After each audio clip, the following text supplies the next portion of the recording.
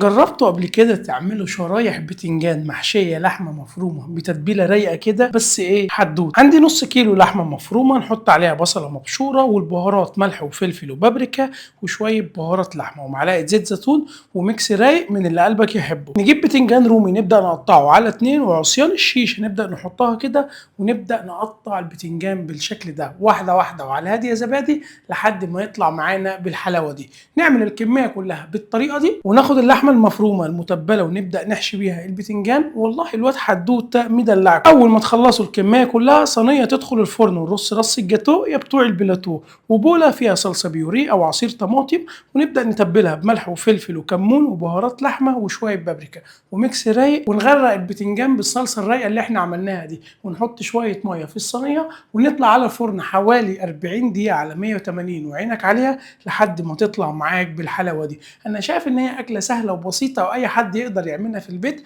قدموها انتوا بقى مع شويه رز بالشعريه. كل وادعي لي، اعمل سيف للحلقه دي عشان في دلع جاي الفتره اللي جايه. سلام.